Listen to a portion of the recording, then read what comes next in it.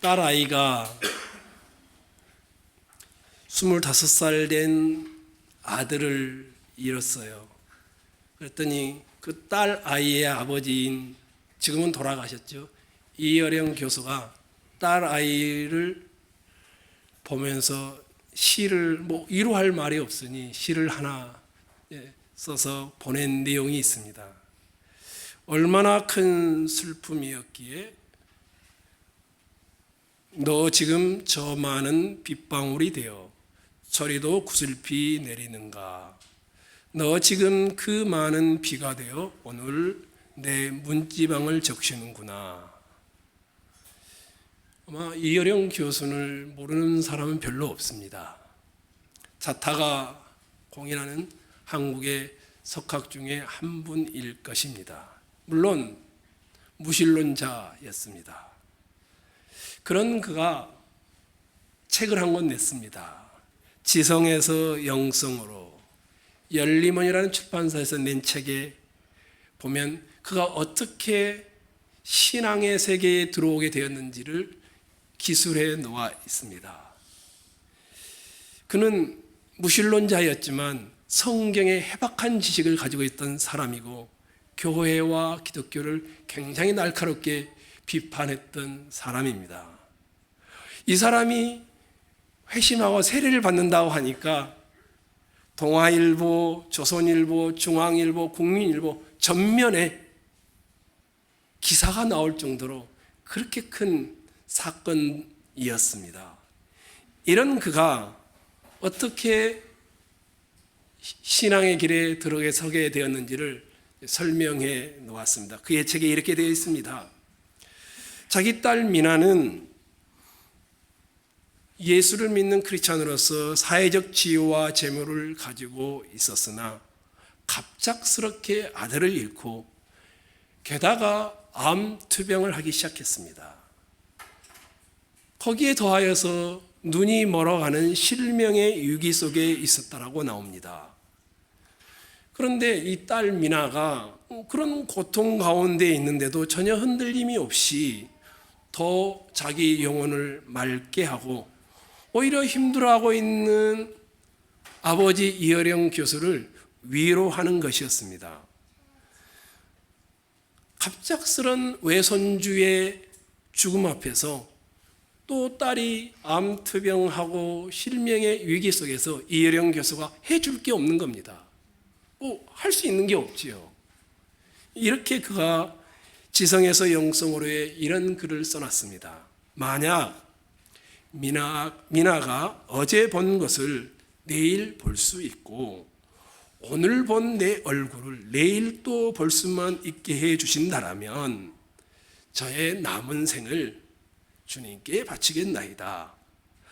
아주 작은 힘이지만 제가 가진 것이라고는 글을 쓰는 것과 말하는 천한 능력밖에 없사오니 그것이라도 줬사오면 당신께서 이루고자 하는 일에 쓰일 수 있도록 바치겠나이다. 이렇게 딸아이 때문에 주님께 간청하는 내용이 들어있습니다. 그런데 실명할 뻔했던 눈이 기적처럼 회복이 되어집니다. 그래서 이 사람은 주님을 한 걸음 더 나아가서 알아가기 시작합니다. 그리고 결국 세례를 받게 되고 점점 더 깊어져서 머리로 알던 그 주님이 이제 영성으로 깊어지는 단계로 나아가는 이것을 그 책에서 서술해 놓았습니다. 아마 여기 있는 우리들도 다 같은 마음일 겁니다. 자식이 죽어갈 때, 자식이 더 이상 앞을 보지 못할 때, 또 자식이 자식을 잃어서 힘들어하고 있을 때 무언가에 매달리고 싶은 심정은 모든 부모들이 가지는 마음 아니겠습니까? 이여령 교수는 딸 아이의 큰 아픔을 통해서 예수께로 왔습니다. 여기 계신 여러분들은 어떤 계기가 있어서 예수에게 오게 되셨나요? 또 여러분들은 삶의 자리에 무언가에 그렇게 매달려야 하는 상황은 놓여 있지 않나요? 오늘 본문은 왕의 신하라는 한 사람의 스토리를 그려놓고 있지요. 예수께서 예루살렘이라는 곳에 있다가 유대를 거쳐 사마리아 수가성을 넘어서 갈릴리 남쪽을 지나 가나라는 곳에 머물게 됩니다. 이 가나는 왕의 신하가 살고 있는 가버나움에서 35km 정도가 떨어져 있는 곳입니다. 왕의 신하가 헉헉거리면서 예수가 있는 가나에 올라온 것이었습니다. 그리고는 쉴 틈도 없이 내 아들이 병들어서 죽기 직전입니다. 내려오셔서 그 병을 고쳐주십시오. 왕의 신하라는 말은 최소한 왕에게 속해 있다는 말입니다. 당시 갈릴리 지역을 다스렸던 헤롯 안티바스 왕실 사람이었을 것이다 라고 학자들은 추정합니다. 어떤 직위인지는 정확하게 알 수 없지만 분명한 것은 꽤 괜찮은 신분이죠. 부도 상당했을 것입니다. 그런데 백방으로 다 노력해도 이 아들을 고칠 길이 없습니다. 왕의 신하의 아들이 병이 들어 있는데 그 병이 가벼운 병이 아닙니다. 47절에는 그렇게 되어 있죠. 그가 거의 죽게 되었습니다. 심지어 이 왕의 신하인 이 사람 아버지가 직접 자기 입으로 이렇게 말하죠. 주여, 49절에 내 아이가 죽기 직전입니다. 죽기 전에 제발 좀 내려와 주십시오. 시간이 흐르면 성장해야 되고 더 활동적이어야 되는데 이 아버지의 아들은 시간이 간다라는 것은 죽음에 직면해 가는 것이었습니다. 아들이 병에 걸리고 거의 죽게 되는 상황이 진행될수록 죽어가는 것은 아들만이 아닐 것입니다. 아마 그 아들을 바라보는 아버지나 어머니나 그 온 가족들이 다 같이 병들어 죽어가는 거 아니겠습니까? 왕의 신하라는 신분도 그 직위도 그 부도 죽어가는 아들에게는 소용이 없습니다. 이 왕의 신하는 왕실의 권력가였을 것이고 부자이지만 죽어가는 아들 앞에서는 해줄 게 아무것도 없는 겁니다. 이런 찰나에 예수가 유대로부터 갈릴리에 왔다는 가버나움에 있던 이 왕의 신하는 35km를 헐레벌떡 올라와서 간청합니다. 내려오셔서 내 아들의 병을 고쳐주소서. 내 아들이 거의 죽게 되었습니다. 절망의 늪에 빠지기 바로 한 걸음 전에 예수가 가나에 있다는 소식을 들은 것이지요. 이 가나는 가나의 혼인잔치가 열렸던 것이죠. 물이 포도주가 되는. 6월절 전기에 예루살렘에 와서 예수님이 여러 가지 이적들을 행했을 것입니다. 그리고 갈릴리의 사람들이 올라갔다 그 예수를 보고 소문이 흘러나왔습니다. 이 왕의 신하도 그런 소문을 듣고 가나에 와 계신 예수에 대한 소식을 듣고는 헐레벌떡 올라온 것이었습니다. 왕의 신하에게 닥친 고통, 자기의 분신과도 같고 자기와 생명이 연결되어 있는 아들의 죽음 직전에 예수에 대한 소문을 듣고 그 고통과 위기 속에서 달려온 것이죠. 되게 어떻게 예수께 오게 되셨어요? 이렇게 물어보면 거의 대부분의 사람들이 평안할 때 주님을 찾고 주님께 온 사람은 없습니다. 위기와 고난 앞에서 나옵니다. 저도 여러분들에게 이렇게 권면하고 싶습니다. 혹시 여러분 중에 고통과 고난에 직면해 계신 분이 계시나요? 예수께로 오십시오. 달리 의지할 길이 없어 마땅히 둘 만한 마음이 없어 힘들어 하시나요? 12해를 혈류증으로 고생하던 한 여인이 그 당시 사회적 문화와 율법을 다 무시하고 남몰래 예수의 옷자락에도 만져보겠다는 그런 용기를 가지고 나아오십시오. 소경 바디메오처럼 소리 치면서 다윗의 자손 예수여 이래도 좋습니다. 오십시오. 세관장이었던 삭개오처럼 예수를 보기 위해서 나무 위에라도 기어 올라가겠다라는 창피를 무릅쓰고 체면을 내던지고라도 나오십시오. 예수께 나와 예수와 교제를 시작해 보십시오. 왕의 신하는 절대절명의 위기 앞에서 35km를 헐레벌떡 올라와 예수 앞에 무릎을 꿇고 그 예수를 만나기 시작한 것이었습니다. 예수와 왕의 신하의 대화는 계속되어집니다. 헐레벌떡 올라왔던 이 왕의 신하는 간청합니다. 내려오셔서 내 아들의 병을 고쳐주소서. 분명히 예수란 소문을 듣고 저분이라면 내 아들을 고칠 수 있겠다. 어떤 믿음인지는 모르겠지만 어느 정도의 신뢰 또는 믿음이 있었던 것이 분명합니다. 내려오셔서 내 아들의 병을 고쳐주소서.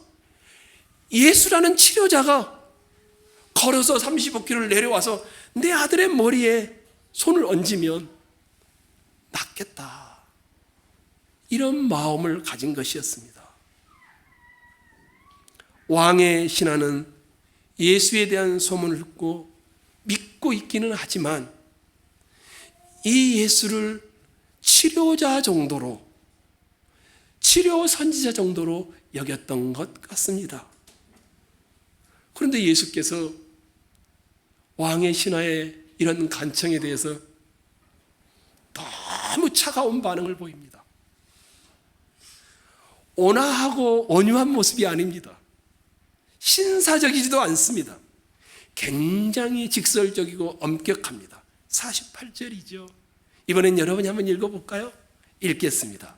시작.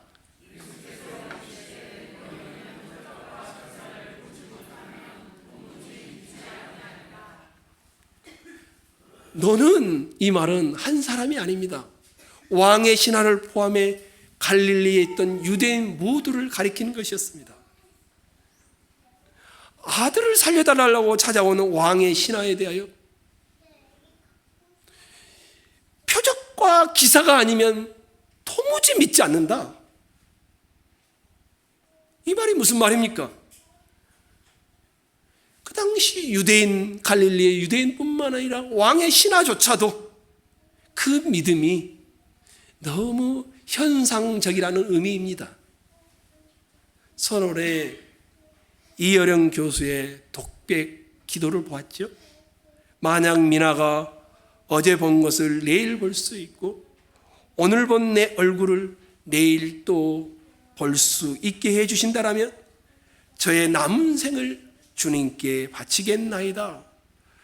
아주 작은 힘이지만 제가 가진 것이라고는 글을 쓰는 것과 말하는 천한 능력밖에 없사오니 그것이라도 좋으시다라면 당신께서 이루고자 하는 일에 쓰일 수 있도록 바치겠나이다. 한국의 석학 중에 석학인 이 사람도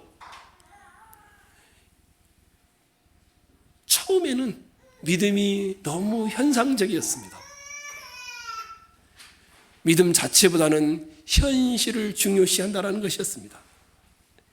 현실에 매인 믿음은 늘 현상적입니다. 그것을 넘어설 수가 없습니다.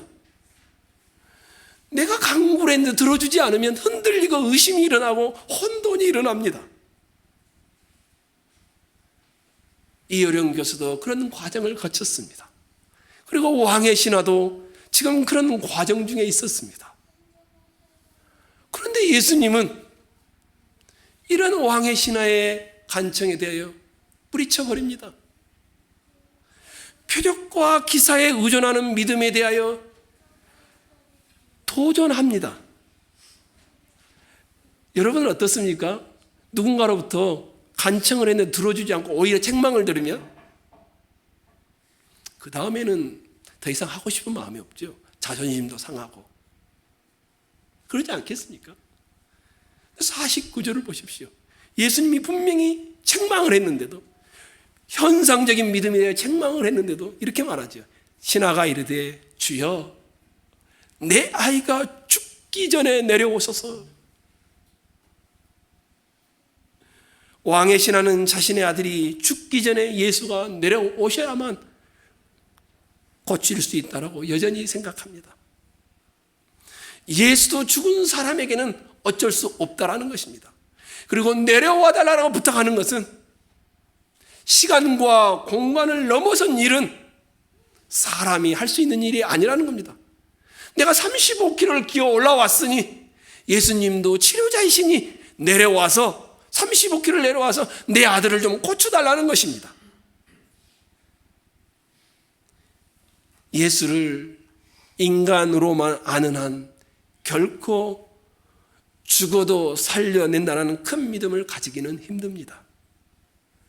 예수를 제한적으로 아는 한 시간과 공간을 넘어서 말씀만으로 고칠 수 있다는 믿음은 갖기가 힘듭니다. 저는 그럼에도 불구하고 왕의 신하를 칭찬하고 싶습니다. 너희는 표적과 기사를 보지 못하면 도무지 믿지 않는다. 책망을 했습니다. 그런데 이 왕의 신하는 받아들입니다. 뭐라고 책망하셔도 좋습니다. 예수님, 주님, 제발 내려오셔서 내 아들을 죽기 전에 고쳐주십시오. 분명히 믿음을 가지고 있기는 한데, 그렇죠. 책망해도 간청하는 걸 보면 믿음이 있죠. 그렇게 엄격하고 날카롭고 거칠게 책망하는데도 묵묵히 다시 또 간청을 합니다. 분명히 예수라는 치료자가 육체적으로 내려와야 자기 아들을 혹시나 살릴 수 있을 거라라는 생각을 가지고 있지만 끝까지 간청하는 걸 보면 이 왕의 신하는 참으로 귀한 모습이지요. 그런데 예수님이 이번에는 책망을 넘어서서 다시 간청했는데 도전을 합니다. 50절입니다. 예수께서 이르시되 가라, 내 아들이 살아있다. 여기 살아있다라는 말이 무슨 말이냐면 내 아들이 살아날 것이다, 이런 말이 아닙니다. 왕의 신하는 표적과 기사를 요청했는데 예수님은 지금 내 아들이 회복되었다, 살아났다, 살아있다라는 현재 진행형입니다. 가라, 내 아들이 살아있다, 이 말은 예언이 아니라 명령입니다. 왕의 신하는 그때까지 손에 아무것도 얻지 못했습니다. 예수님을 잡고 한 것도 아닙니다. 대신에 왕의 신하는 예수님으로부터 가버나움으로 내려가라, 이 명령 외에는 받은 게 없습니다. 어쩌면 이 왕의 신하가 돌아가는 길은 어땠을 것 같아요? 출애굽의 이스라엘처럼 굉장히 긴 거리였을 것입니다. 걸음을 뗄 때마다, 매 순간마다 그가 돌아가는 그 길은 광야에 40년 동안 방황했던 이스라엘처럼 느껴졌을런지도 모릅니다. 그런데 이 왕의 신하가 가진 딱 한 가지, 가라, 내 아들이 살아있다, 이 말씀 외에는 없습니다. 아무것도 가지고 내려가지 못합니다. 근데 이 왕의 신하의 반응을 보십시오. 다시 50절입니다. 가라, 내 아들이 살아있다, 이 말씀을 하시죠. 손에는 아무것도 가지고 있지 않는데, 예수를 육체적으로도 가지고 있지도 않는데, 예수가 준 어떤 위로도 가지고 있지도 않는데, 50절 후반부를 보십시오. 어떻게 되어 있습니까? 내 아들이 살아있다 말씀할 때 예수의 하신 말씀을 믿고 가더니,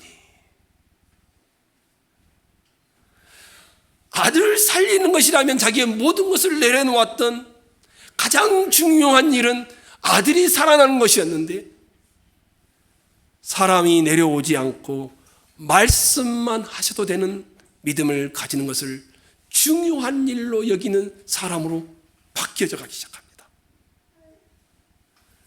왕의 신하는 처음에는 현상적인 믿음이었습니다. 표적이나 기사나 내 현실에 도움이 되는 정도의 신앙의 믿음이었습니다.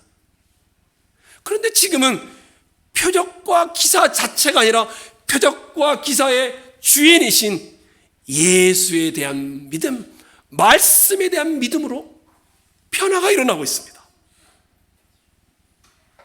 이렇게 표현해 볼까요? 현상적인 믿음이 말씀으로 사는 믿음으로 변화되기 시작한다.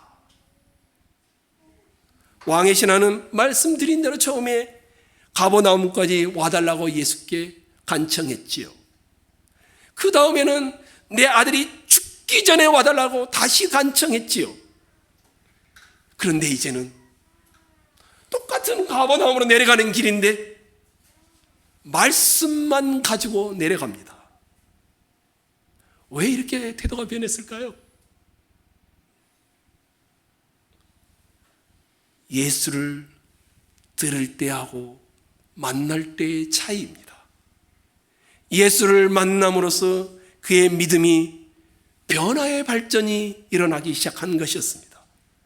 수가성의 그 여인도 처음에는 유대인과는 상종도 하지 않는 다른 족속이라 여겼는데, 주님을 만남으로 물동이를 버려두고 와보라, 나의 행하던 모든 일을 말해주신 그분이 그리스도가 아니냐?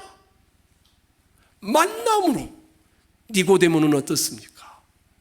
거듭남의 비밀조차 몰랐던 그가 나중에는 예수를 만난 다음에는 장사 지낼 때 가장 먼저 용기 있는 사람으로 바뀌어져 가지 않습니까? 예수에 대한 믿음이 아들을 살리는 것보다 앞서기 시작하는 것이었습니다. 현상적인 믿음이 말씀으로 사는 믿음으로 변화가 시작된 겁니다. 현상에서 찾는 믿음에서 말씀으로 현실을 보는 자의 모습으로 변화되어지는 이 왕의 신하의 모습. 저는 기적을, 성경에 나타나는 기적을 다 믿습니다. 성경에 나타나는 기적이 경멸되거나 무시해서는 안 된다고 생각합니다. 자기가 크리스천인 사람은 예수께서 행한 기적을 모두 믿습니다. 그러나 이 표적과 기사 자체가 우리 믿음의 핵심이거나 중심이 아닙니다. 치유를 위하여 그리스도에게 나아오는 일은 참 좋은 일입니다.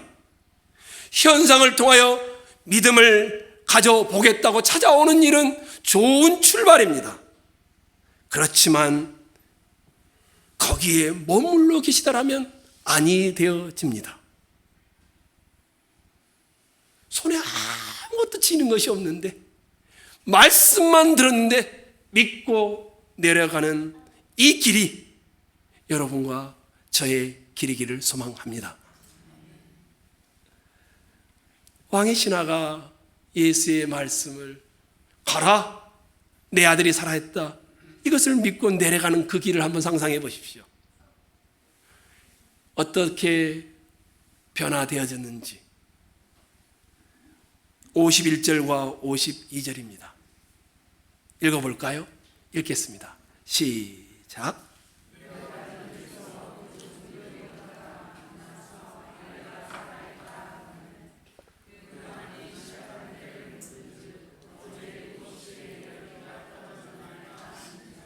저 가나에서 왕의 신하가 내려가고 있습니다. 근데 왕의 신하가 집에 도착하기 전에 집의 하인들이 헐레벌떡 올라오고 있습니다. 도중에 중간에 만난 것입니다. 주인님, 도련님이 살아났습니다. 왕의 신하는 다시 묻습니다. 언제 내 아들이 살아났느냐? 시간을 묻습니다. 어제 저녁 7시 종에 갑자기 열이 떨어지셨습니다. 완전히 회복되었습니다. 시간을 기억하고 있었던 것을 보면 병세가 갑자기 호전된 것이 분명합니다. 왕의 신하는 그때 기억합니다. 가라! 내 아들이 살아있다! 말씀하신 그때와 하인이 말하는 때가 일치하는 것이었습니다. 그때서 이분은 아하! 이 예수는 단순한 치료자가 아니구나.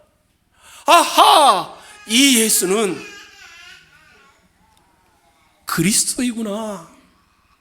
이렇게 여기기 시작합니다.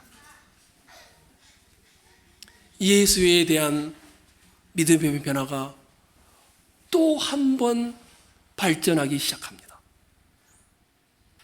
왕의 신하에게 일어난 믿음의 변화를 주목해 보십시오. 처음에 예수를 신통력을 가진 내 삶의 문제 해결해 주는 치료자 정도로 여겼습니다. 그래서 왕의 신하는 예수에게 가버나움으로 내려와서 아들의 병을 고쳐달라고 간청했지요. 그러니 왕의 신하의 간청에 예수는 표적과 기사를 보야만 믿는 사람들이라고 책망하셨을 때에도 죽기 전에 내려와서 고쳐달라고 요청했죠. 예수가 누구시든지 처음에는 오직 아들의 병을 고치는 데만 주력했습니다. 그렇지만 아무것도 지어주지 않고 가라, 내 아들이 살아있다고 하니까 예수를 만나보니 그 말씀을 믿게 되어지고 내려가기 시작합니다. 그런데 정말 예수의 말씀대로 아들이 살아난 것이었습니다. 그리고 아들이 살아난 시간과 예수가 말씀하신 시간이 일치하는 것이었습니다. 그때서 비로소 이 왕의 신하는 정신을 차립니다. 내 아들의 병을 고쳐주신 저 예수는 사람의 몸을 입고 있는데 하나님이시구나. 도대체 예수라는 분은 어떤 분에게 시간과 공간을 넘어서서 말씀 한마디로 죽기 직전에 아들을 고친단 말인가? 내려오지 않고 시간과 공간을 초월하여 말씀만으로 죽기 직전에 아들을 살려내는 것을 본 이 왕의 신하는 이렇게 한 것입니다. 이분은 내 인생을 다 맡겨도 되는 그리스도가 맞구나. 처음에는 소문을 듣고 아들의 병이 들어 죽기 직전의 상태이기에 내려와 달라고 요청했는데 이제는 말씀만 믿고 내려가는 정도였는데 이제는 자기 인생을 다 맡겨도 될 만한 분이라는 것을 확인하게 됩니다. 그 증거가 53절에 나와 있습니다. 그의 아버지가 예수께서 내 아들이 살아있다 말씀하신 그때인 줄 알고 자기와 그 온 집안이 다 믿으니라. 말씀을 믿게 되어졌고 말씀을 믿고 있고 말씀이 믿고 말씀이 이루어지는 것을 체험하게 되었다라고 말하고 있는 겁니다. 여기서 자기와 그 온 집이 다 믿으니라 할 때 이 믿는다라는 말은 그냥 사람 눈치 보면서 믿는다 이런 의미가 아닙니다. 왕의 신하입니다. 왕실의 사람입니다. 근데 이 믿는다라는 말은 공개적으로 나와 우리 온 집안 식구는 저 예수라는 사람을 메시아로 믿는다라는 신앙 고백인 것이었습니다. 예수의 높으신 권세를 믿는다라는 표현인 것입니다. 말씀만 하시면 무엇이든지 그대로 이루어지는 것을 믿는 권세를 가지신 분이라는 표현인 것입니다.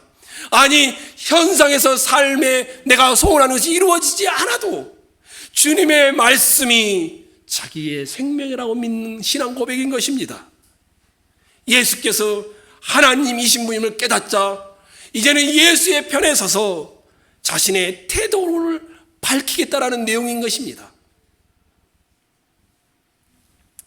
데이비드 기네먼 또 게이블 라이언이라는 사람이 나쁜 그리스도인, 책 제목이 조금 수상하죠. 우리나라에도 번역돼서 나왔는데 이런 책을 썼어요. 뭐 잘 팔리거나 그러지는 않았어요. 근데 그 책에 이런 이야기가 나와요. 교회를 다니는 사람과 교회를 다니지 않는 사람을 어떻게 구별하느냐? 집에 성경책이 많이 소장하고 있으면 교회를 다니는 사람이다. 일요일마다 교회를 자주 출석하는 걸 보면 교회를 다니는 사람이다. 교회 예배 때나 또는 교회에서 하는 모든 일에 기부를 하거나 헌금을 하는 것을 보면 교회를 다니는 사람이 맞다. 그런데 이 사람이 그러면서 비꼬기 시작합니다. 이렇게 말합니다. 그런데 일상을 사는 사람 삶의 선택과 행동 방식은 옆집에 있는 교회를 안 다닌 사람과 똑같다라는 겁니다.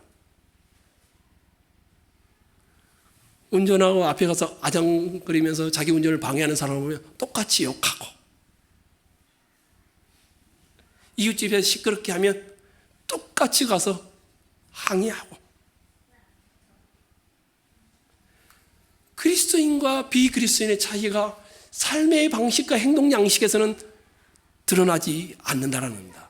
이것을 가리켜서 나쁜 그리스도인이다 이렇게 표현했어요. 그러면서 이분이 예를 들었습니다. 지난 한 달 동안 교회를 안 다니는, 예수를 안 믿는 사람들에게 설문조사한 겁니다. 당신은 지난 한 달 동안 포르노 웹사이트에 들어가 보신 적이 있습니까? 그러니까 35% 정도가 들어가 본 적이 있다. 교회를 다니는 사람들에게 당신은 지난 한 달 동안 포르노 웹사이트에 들어가 본 적이 있습니까? 30% 정도가 들어가 본 적이 있다. 그러니까 교회를 다니는 사람이나 다니지 않는 사람이나 선택하는 방식과 생활 양식이 다를 바가 없다라고 말을 합니다. 최근에 여러분 중에 아시는 분이 있을까요? 지올팍이라고 혹시 아십니까? 유튜브 조회수가 370만을 넘어섰어요. 이분이 크리스찬이라는 노래를 이제 불렀어요. 좀 노래가 거시기하긴 해요. 아무튼 그런 노래를 불렀어요. 근데 그 가사 내용 중에 이런 부분이 나와요. 내가 가난했을 땐 엄마에게 난 스트레스 자체였지. 근데 봐, 돈은 나를 엄마에게 좋은 아들로 만들었잖아. 내가 가난했을 땐 마치 난 배고픈 여우 같았어. 근데 지금 날 봐. 내 친구들을 지하실에서 구출해냈잖아. 지금 나는 방금 막 디오를 샀어. 유명 브랜드입니다. 내 몸에서 빛이 나고 있어. 셀럽들과 함께 잔도 부딪히고 말이야. 맞다. 곧 일요일 아침이네. 이제 교회 가야 돼. 난 여전히 못나게 크리스찬이니까. 엄마가 이놈이 말썽을 피우고 사람 구실을 못하는 것 같고 그럴 때는 그렇게 이제 스트레스를 받은 겁니다. 근데 돈을 많이 벌어다 엄마한테 주니까 엄마가 그때서는 우리 좋은 아들, 우리 착한 아들, 막 이런 겁니다. 그것을 비꼬아서 이제 이런 이야기를 해놓은 겁니다.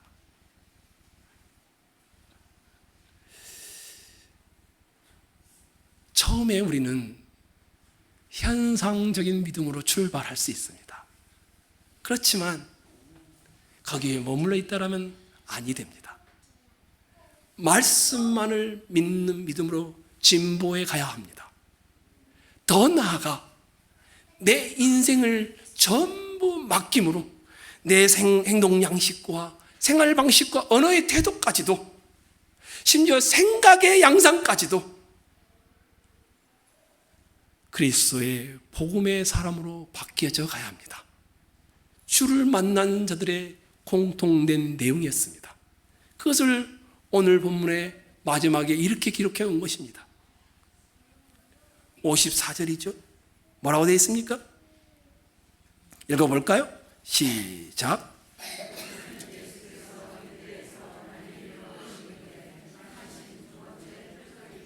두 번째.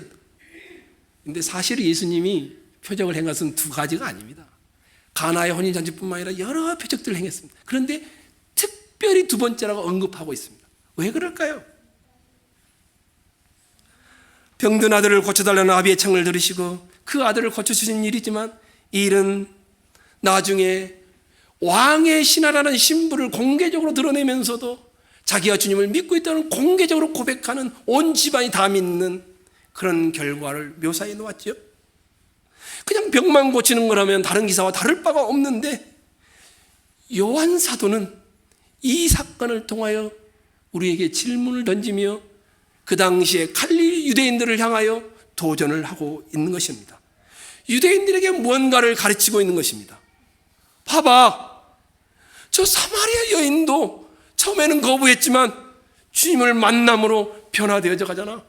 이 왕의 신하도 이방인인지 유대인인지는 확실치 않지만 처음에는 현상적이었는데 나중에는 말씀을 믿는데 더 나아가 공개적으로 자기 집안이 주님을 믿는다라고 고백하잖아. 왕실의 사람인데도. 그런데 너희는 지금 뭐하고 있니? 이런 질문을 던지고 있는 겁니다. 이 질문은 유대인들은 예수를 거절하고 쫓겨내고 버리고 배반하자면 오히려 사마리아인과 이방인들이 복음을 영접하게 될 앞으로의 스토리의 전조곡이기도 합니다. 오늘 우리도 갖가지 이유로 교회에 오셨을 겁니다. 병이 들어서, 돈이 떨어져서, 마음의 상처 때문에, 불가항력적인 문제에 직면해서, 다른 교회에서의 아픔 때문에 교회를 생활하면서 이런저런 문제들이 있어서 오실 겁니다. 저는 주님께서 여러분의 그런 모든 문제들을 만지시고 치료하시고 해결해 주기를 간절히 소망합니다. 그러나 그것들은 신앙의 출발은 될 수 있지만 신앙 자체는 아닙니다. 신앙은 예수가 누구신지 알고 고백하고 자기 인생을 맡기는 데서 시작되어지는 것입니다. 그래서 오늘 본문에 내려오소서라는 단어가 3번이나 나옵니다. 왕의 신하가 처음에 내려와 달라고 했을 때는 예수에 대한 현상적인 믿음을 가지고 있을 때입니다. 두 번째 내려달라고 했을 때는 예수가 거칠게 나오지만 아들을 사랑하는 데서 나오는 내려오소서였습니다. 세 번째는 빈손으로 가는데 내려가는 길에서 만난 예수의 말씀에 대한 신뢰에서 나오는 내려오는 길에서의 믿음이었습니다. 믿음의 변천사인 겁니다. 사랑하는 형제 자매 여러분, 길에서 만난 믿음은 다른 믿음입니다. 예수가 내려와서 고쳐달라는 이 믿음을 넘어선 것이었습니다.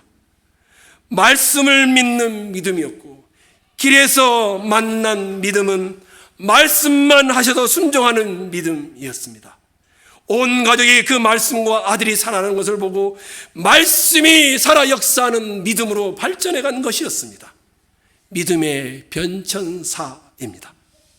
여러분 모두가 주님께 나오셨으니 이 왕의 신하처럼 육체적 질병을 치료하는 수준을 넘어 말씀만 하셔도 나을 수 있는 수준으로 더 나아가 내 현상의 삶이 문제투성이지만 여전히 주님을 바라봄으로 문제를 보는 제자도의 믿음으로 나아가기를 축원합니다.